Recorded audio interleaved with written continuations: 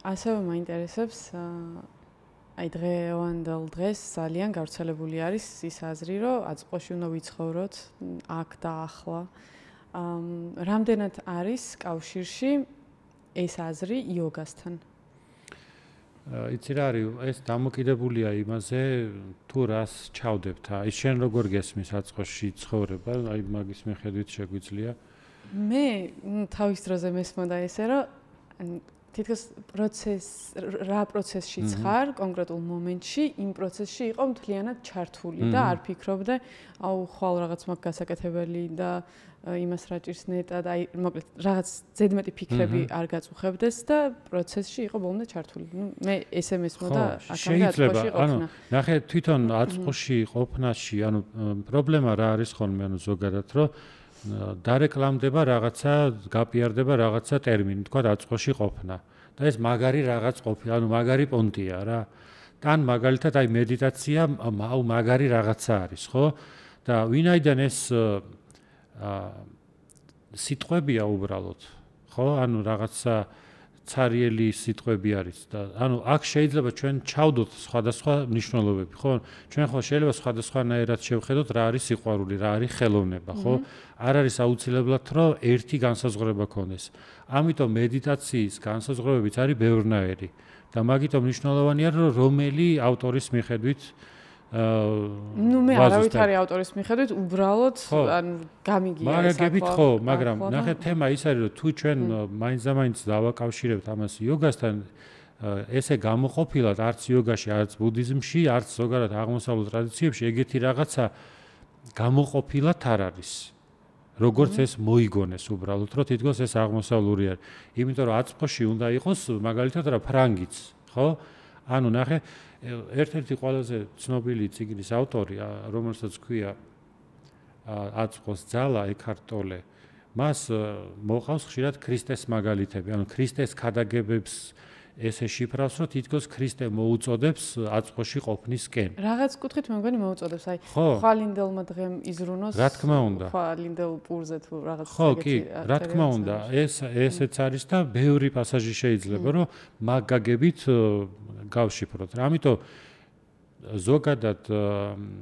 ზოგადად ანუ ეგ გამოდის რომ ანუ რომელიმე ანუ აღმოსავლეთის ის კი არ არის ასე ვთქვათ, ნებისმიერი ისეთი ასე ვთქვათ, სულიერი ტრადიციის ნაწილი შეიძლება იყოს აწმყოში ყოფნა, რომელიც მიზნად ისახავს მარადიულს, რომელიც უბრალოდ დროში კი არ არის, დროის მიღმა არის. ანუ აწმყოც შეგვიძლია გავიგოთ ორნაირად, რომ როგორც უბრალოდ რაღაც მომენტი, რომელიც მუდმივად კვდება. ხო, აი აწმყო მომენტი, რომელიც ქრაობადი არის, რა, მარადიული არ არის, თქვა ეს მიკროფონი, ეს ყველაფერი არის წარმავალი, ხო? მაგრამ ამის უკან მდგომი მარადიული აწმყო. აი ეს ორი განსხვავებული აწმყო, აწმყო როგორც მოძრავი, აწმყო როგორც უძრავი და რაღაცა რომელიც მარადიული აწმყო როგორც მომცველი ამ ყველაფრის წარსულისაც და მომენტალური აწმყოსიც და მომავლისაც რა. და აი მაგ გაგებით თუ ავიღებთ რომ აწმყოში ყოფნა, ეს არის დროის ან რაღაცნაირად გარეთ ყოფნის ანუ ძიება, რაც ზოგადად სულიერების ესე ვთქვათ პრაქტიკა არის, მაგრამ სპეციფიკურად ანუ ეგეთი ტერმინი და ეგეთი ცნება არ არსებობს ანუ არც იოგაში და არც ბუდიზმში. როგორც მაგალითად აწმყოში ყოფნაში გულისხმობ რომ მაგალითად მომავალი არის უბრალოდ წარმოსახვა და რეალურად ის არ არსებობს. ხო? აი მე რო რაღაცაზე ფიქრობ, ის უბრალოდ არ არსებობს და მე ამ ენერგიას ტყვილავ ხარჯავ. მომავალი განუსაზღვრელია. ნუ რაღაც კუთხით თქვათ განუსაზღვრელიც არ არის, ანუ ხო, არის. ხვალინდელი დღე, თუნდაც ერთი წელიც რაღაც დონეზე შეგვიძლია დავგეგმოთ, ხო? არის, მაგრამ ეხლა ხო არ არის. ანუ ნახე, ეხლა ჯერ არ არის. ეხლა მხოლოდ ჩემი წარმოსახვაზე არის საუბარი, ხო? გასაგებია, მაგრამ ეს არ მესმის რატოა ფუჭი დროის კარგვა, იმიტომ რომ არ არის ფუჭი, უბრალოდ მე გულისხმობ, ანუ ზოგიერთი ან განმარტების მიხედვით, ესე იგი, წარსული არის ჩვენი მეხსიერება, მომავალი არის წარმოსახვა და აწმყოს უწოდებენ რეალობას. აი ეგ ცნება არ არის, ანუ იოგაში და ბუდიზმში და მე ხო, რა თქმა უნდა, მე არ ვთვლი, რომ ანუ რაღაცნაირად სამოცალცახად ადამიანი მაგალითად იმ გაგებით უნდა იყოს ორიენტირებული, რომ მაგალითად ავტომატურად წარმოსახვა და მომავლის გეგმა რაღაცნაირად ავტომატურად გულისხმობდეს ილუზიაში ყოფნას ან არარეალურ რაღაცას რა. თუ ის გამომდინარეობს და კავშირში არის ანუ რეალობასთან, ეგ ასე ვთქვათ პირიქით ანუ სავსებით პროდუქტიული არის რა. რაც გულისხმობ მაგალითად მე რომ მაგალითად მქონდეს რაღაც ისეთი არარეალური ოცნება ან რაღაც ისეთი რომ მე უნდა გავფრინდე მარსზე, ხო? თუ მე ამისკენ არაფერ ნაბიჯს მაინც არ ვდგამ, არავითარი დღეს, არავითარი ამის არაფერი პერსპექტივა არ მაქვს ამის, ხო? მე უბრალოდ ამაზე ფიქრით, ამაზე ოცნებით, უბრალოდ დროს ვკარგავ. ხო, არაფერი ხო, არც მივდივარ, არც რამეს ვაკეთებ ამისთვის, არც უბრალოდ რაღაც ოცნებაში წარმოვიდგენ, რომ აი ესე რო იყოს ან რაღაცა, ხო? და თან ეს არ არის აუცილებელი, რომ ასე წარმოვიდგენ, ეს ასრულდეს, ხო? ანუ რაღაცნაირად ეს ილუზია არის, ხო? და მეორე მხრივ თუ მე გავფილტრავ, ასე ვთქვათ, რამდენად რეალისტური არის ეს და დღეს ნაბიჯს ვდგამ, აი ეს უკვე ის მომავალი არის უკვე დღევანდელ დღეს აწყოში რეალიზებული მომავალი, ხო? ეს უკვე აქ არის ის მომავალი, იმიტომ რომ მე ამისთვის დღეს ვაკეთებ რაღაცას რა. ხო. და ეს არის განსხვავება სურვილსა და მაგალითად უბრალოდ ესე ჰაერზე სურვილს ოცნებასა და რეალურ საჭიროებასა და რაღაც ასე ვთქვათ ნამდვილ რაღაცას შორის, რასაც მივყვებით რა. ამიტომ ის რაც უნდა გადავაგდოთ ჩვენ, ის არის არასაჭირო ოცნებები და ისეთი უпростоრად ისეთი სურვილები, რომელიც არც თლაც ჩვენიც არ არის, ანუ არც გვიფიქრია რამდენად მართლა გვინდა, არც დაუშვათ რამდენად რეალისტურია. და ფუჭი ფიქრი არის რა, აბსოლუტურად არაფრის მომცემი ფიქრი არის. წარსულის ისეთი ფიქრი, რომელიც იმ ილუზიაში შევყავართ, რომ მაინც ვერ ცვლი და უბრალოდ ვერ იღებ იმ წარსულს და ატრიალებ აი ამ გაგებით და მეორე მხრივ მომავლის ისეთი მოდელირება, რომელიც რაც ჩვენზე არ არის დამოკიდებული. ჩვენზე არის დამოკიდებული, რაც შენ თქვი, ეს არის ძალიან ჯანსაღი ფსიქიკის, ასე ვთქვათ, პრინციპი, რომ შენ ანუ ჩართული ხარ იმ გაგებით, რომ მომავალსაც ხედავ, რაღაცნაირად ანუ წარსულ გამოცდილებასაც ითვალისწინებ და ამით ანუ ეს საყოველთაო რაღაც არის რა. ეხლა უცებ გამახსენდა, აი ან უაზროთ რომ ფიქრობ მომავალზე, აი ფსიქოლოგიაში დღეს ძალიან გავრცელებული არის აფირმაციები, ესე ქვია, როგორც ვიცი, რაღაცის მიღწევა რო გინდა, თითქოს მაგაზე რო იფიქრებ ხშირად, ეგ გეხმარება, რომ ამას მიაღწიო. ანუ მაგას შენ ფსიქოლოგმა შეიძლება დაგავალოს, რომ იფიქრე ხშირად, წარმოიდგინე და მალე მიაღწევ მაგ მიზანს. აი, რამდენად შეიძლება იყოს ეს აცდენილი რეალობისგან ანუ მანდაც საჭირო არის რა, რომ მაგალითად გავმიჯნოთ ერთმანეთისგან, ანუ რა არის ჩვენზე დამოკიდებული. ანუ ჩემი გადაწყვეტილება მე თუ მაგალითად ის რისი შეცვლაც მინდა ეს ჩემზეა დამოკიდებული, ხო? ამით შემიძლია რომ გავაკეთო ესეთი აფირმაციები რა. მაგრამ თუ ამაში არ არის რეალური ხედვა, ანუ რეალურად არ არის ეგ მაგის დიდი ალბათობა რომ ეგ ეგრე მოხდეს, ხო? მაშინ ვძალადო ფსიქიკაზე. ანუ თუ რეალურად მოხდენადია, მაგ შემთხვევაში აფირმაციები ხელს გვიწყობს, რომ მართლაც მოახდინოთ, ხო? აფირმაციები არის ან რაღაც კონცენტრაციის საშუალება რა. მაგალითად, ისეთი პირიქით, ისეთი აფირმაციები, რომ მაგალითად, როცა მაგალითად ფულს ვიზიდავ და ევროებს ვიზიდავ და ხო, მართლა ხო აკეთებენ ესეთ აფირმაციებს, რომ ევროებს ვიზიდავ, რაღაც ობლიგაციებს და ასე შემდეგ, ხო? ეგ უფრო არის ნაკლები ცოდნა ეკონომიკა როგორ მუშაობს და ფული რა არის ენერგეტიკულად, ვისაც არ ესმის ფული რა არის, გონიათ რომ ანუ ეს აფირმაციებზე არის დამოკიდებული და კარგი არის რომ მაგ თვალსაზრისით ეს აფირმაციები არ მუშაობს, თორე გამოიწვევდა ეს ინფლაციას, ანუ გაუფასურებას რა, ასე ვთქვათ, ფულის რა.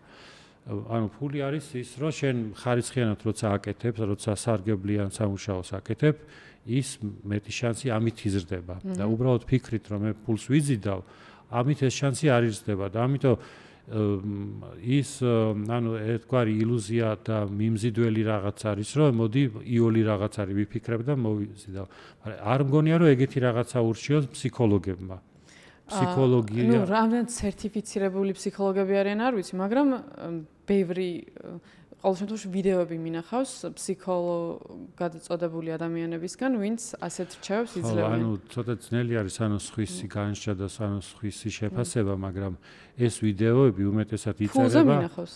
ხო, გინდა ფულზე, მაგრამ ეს რო რა ვიცი, ახლა გვეთქვა, არ ვიცი, ფროიდისტვის ან ლაკანისტვის რა მოვიდო და თან ადამიანებს, არ ვიცი, რომ ეგეთი რაღაცა არის დაუშვათ ფსიქოლოგიაში, მაგრამ იცი რა არის, რომ ნუ ეს ვიდეოები ხო ვიცით, ანუ უმეტესად ესე კეთდება, რომ გათვლილი არის, რომ იოლი გზა თითქოს რაღაც საიდუმლო არსებობს და ისეთი ხალხი წერს, რომელსაც შეიძლება მართლაც არ კონდეს, ანუ პროფესიული შეხება ამასთან და თქვათ დააკოპიროს რომელიღაცა სხვა უკვე მაღალ რეიტინგული ვიდეო გადმოთარგმნოს და აი მაგალითად ეს უბრალოდ ზოგადად საშიში ის არის ტენდენცია არის რომ ვიღაცა ასწავლის მაგალითად სიტყვაზე ამ ჰაიმორიტის მკურნალობას. აი არც ექიმი არის, არც უბრალოდ მე თან 100%-იან გარანტიას აძლევს თან პენიცილინს. თან იმის მიუხედავად რა ტიპის ბაქტერიის მიერ არის გამოწვეული, უბრალოდ ესე თქვათ Instagram-ის ან TikTok-ის ვიდეოთი უბრალოდ ესე აძლევენ. ეს ზოგადად არ მგონია რომ ეგ სერიოზულად შეიძლებაოდეს ამის განხილვა, იმიტომ რომ ეგ ზოგადად პრობლემაა. მაგრამ აწყოს რომ დაუბრუნდეთ, ნახე, მე როდესაც აი ამ თემას ვიკვლევდი, რომ რატო დააკავშირეს ეს საერთოდ იოგასთან. იცხოვრე აწყოში, რომ თითქოს აწმყოვარი რეალობა და ასე შემდეგ, ხო? მე მივწერე დონალდ ლოპესი არის ბევრი წიგნის ავტორი არის ბუდიზმზე და ის არის ტიბეტის სპეციალისტი და ბუდიზმის სპეციალისტი არის. მათ შორის რედაქტორი არის დალაი ლამას წიგნების და პრინსტონის უნივერსიტეტის, აი ჩვენაც გვაქვს ეს ბევრი ეს და რაც აქ კიდევს კრებული ტომეულები, ხო? ხო და ლოპესმა მომწერა ესეთი რაღაცა, რომ აწყოში ყოფნის ცნება არ გვხვდება ბუდისტურ ტექსტებში. მე ვიცი რომ ეს ცნება არ არის არც ინდურ და არც ტიბეტურ ბუდიზმში, მაგრამ ვიფიქრე შეიძლება ძენ ბუდიზმში ყოფილიყო. რადგან მასთან ასოცირებენ ხშირად. ამდენად ამ დილით მე გადავამოწმე ეს საკითხი ძენ ბუდიზმის ერთ-ერთ წამყვან მკვლევართან, რომელმაც მიპასუხა რომ ძენის წყაროებში არაფერი ამის მსგავსი არ მოიპოვება. თან ვისთან გადავამოწმა, ანუ მე კიდევ რომ მისაუბრია ერთ-ერთი ავტორი არის თვითონ ბუდისტი ბერი არის, რომელიც წლების განმავლობაში ცხოვრობდა ძენ მონასტერში, კორეაში, ფლობს კორეულ ენას, ჩინურ ენას და ისიც ძალიან ბევრი წიგნის ავტორი არის, რომელიც ასევე ჩვენ ბიბლიოთეკაში არის, ეს არის ბაშველი. და ანუ ის უშუალოდ ძენზე არის სპეციალიზირებული. ესე იგი, ჩემი აზრით, ლოპესი ამბობს, რომ ეს არის New Age-ის მორიგი გამოგონება. მომენტისა და ყოფიერების მომენტალურობის იდეა ხშირად გვხვდება ბუდისტურ ფილოსოფიაში, მაგრამ თითქმის ყოველთვის სამყაროს წარმავალობის აღმნიშვნელად. ანუ ეს არის მომენტალურობის იდეა. ანუ ნახეთ, ბუდიზმში არის, რომ ყველაფერი წარმავალია, ამ ეს იდეა არის, რომ ის კი რომ აწყო, როგორც ამობე, რომ აწყო რეალური არის. არამედ პირიქით, რაც არსებობს, ეს წარმავალი არის. ხო. აი ამ გაგებით ქრისტიანობაშიც ხო არის, რომ ამ ქვეყნიურობა არ არის რაღაც საბოლოო რაღაც რეალობა, უმაღლესი რეალობა რა, ის ამის მიღმა არის ალბათ, რაც უნდა გაცხადეს დაუშვათ სასუფეველი, ხო? და ამდენად ბუდიზმშიც ესე არის და ერთი კიდე რაც არის დამახასიათებელი ამის ჩემი აზრით არაზუსტი წარმოდგენა ის არის, რომ ჩვენ ვფიქრობთ, რადგან აწყო არის ახლა, გრძნობებით უკავშირდებით აწყოს და გონება ყოველთვის ან წარსულშია და ან მომავალში. რაც არ არის, ანუ ზუსტი რაღაცა. რატო გონია ეგ? ანუ ის თეორიები, რომლებიც საუბრობენ აწყოზე, ისინი ამბობენ, რომ გრძნობადი ჩართულობა არის დამიწება, რომ შენ აწყოში ხარ ამით, ანუ შეგრძნებები ეხლა. შეგრძნებებით როცა აწყოში ხარ, გონებითაც ხო აწყოში ხარ. ხო, იდეაში მაგას ვამბობ, მაგრამ ისინი ამას ვერ მიჯნავენ. უბრალოდ ამას მიჯნავენ პირიქით, რომ ისინი ამბობენ, რომ გონება როცა არის ჩართული, ის ან შეფასებებში არის და წარსულის თვალით უყურებს, ან მომავალში არის. და რეალურად ანუ შენ რო რაღაცას გრძნობ, გონება აქაც მონაწილეობს. აქაც მონაწილეობს კი არა, რაღაცას ძალიან მძაფრად როცა გრძნობ, გონება მაქსიმალურად ჩართულია.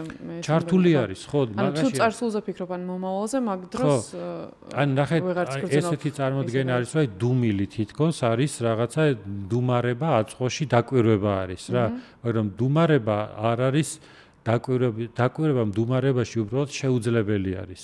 შენ რაღაცა დაინახო, აქ უკვე ტვინი მუშაობს და ანუ გონება მუშაობს უკვე. და ესე არის წარმოდგენი, რომ თითქოს შენ დუმილით შეგიძლია რაღაცა დაინახო და ეს ამას თუნდაც თანამედროვე მეცნიერების კუთხითაც რო გადახედო, რაღაცას რო ხედავ, უკვე ტვინი იმას სახელს არ ქმევს. და ეგ უკვე დუმილი აღარ არის, როცა ტვინი მუშაობს? არა, რა თქმა უნდა. დუმილი აღარ გამოდის, რატო იცი, რომ აი მაგალითად შენ რო ხედავ, თქვათ კამერას, ხო, ან თქვათ ხედავ მიკროფონს, ხო? შენ თუ უბრალოდ ხედავ ფერს, თქვათ ეს შავი ფერი არის, ხო? ეს უბრალოდ ფერის აღქმა იქნებოდა რა, მაგრამ შენ თუ უკვე ფერის სახელს უწოდებ, თუნდაც სიტყვიერად არა, მაგრამ აი აღნიშნავს, რომ ეს შავი არის. ან არაცნობიერად უკვე ტვინმა დააფიქსირა, რომ აი ეს გამოყოფილად მიკროფონი არის. ეს უკვე ნიშნავს, რომ გონების შემფასებლური სისტემა უკვე მუშაობს. და მით უმეტეს შენ რო ხედავ, რომ ეს მიკროფონია, შენ ამის პერსპექტივასაც ხედავ, ხო? ანუ მიკროფონი შენ მიკროფონის თვისებები ხო არ ჩანს, ანუ რა შეუძლია ეს თვალით. ეს თუ პროცესში უნდა გამოჩნდეს. რა ამიტომ ჩვენ მეც გულისხმობთ რასაც ვხედავთ იმაში. ანუ თვალით რასაც ვხედავთ, ჩვენ იმაზე მეც უფრო გულისხმობთ, რომ მაგალითად ადამიანს რო ხედავ, შენ გულისხმობ, რომ ეს არის ადამიანი, რომელიც პატივისცემა არის საჭირო და ასე შემდეგ. ანუ შენ ხო ესე უბრალოდ არ უყურებ როგორც კედელს. შინაარს ხედავ და ის შინაარსი უკვე ნიშნავს, რომ ის შენი გამოცდილებიდან გამომდინარე შენ აღიქვი, რომ ეს ადამიანია, შენ გაქვს უკვე ადამიანის წარმოდგენა, რას ნიშნავს ადამიანი და მიაწერ. და ის ვინც არ იცის რა არის ადამიანი, ის ხო ვერც მიაწერს, რომ ეს ადამიანია ვერ იტყვის. იმიტომ რომ არ იცის რა შეუძლია ადამიანს, ხო, როგორც ასეთ. მისთვის იქნება რაღაცა უბრალოდ ფორმა. ამიტომ ეს გამიჯნა, რომ დაკვირვებას თითქოს შესაძლებელი არის გონების გარეშე და გონება ავტომატურად ნიშნავს წარსულს და ასე შემდეგ. ეს შეუძლებელია და ნებისმიერი მოქმედება თუნდაც გაცნობიერებულად ჩართულად ვიყოთ ჩვენ ნაბიჯსაც რო ვდგამდეთ, ხო, ეს ნაბიჯიც მოიაზრებს მომავალ ნაბიჯს. ანუ მომავალი არის განუყოფელი ნაწილი, არის აწყოსი და ჩვენ რო ნაბიჯს ვდგამთ, ეს გამოცდილება გვაქვს სიარულის და ეს წარსული, ეს ერთი მთლიანობა არის და იოგების აზრით სწორედაც იოგები ემხრობიან აი მაგ თეორიას, რომ აწყო, წარსული და მომავალიც ეს ერთი მთლიანი რეალობა არის რა და ეგ საკმაოდ განსხვავდება ის, რაც აი მე-20 საუკუნეში მოიგონეს და მიაწერეს ან იოგას ან აღმოსავლურ რაღაცეებს რა. გასაგებია.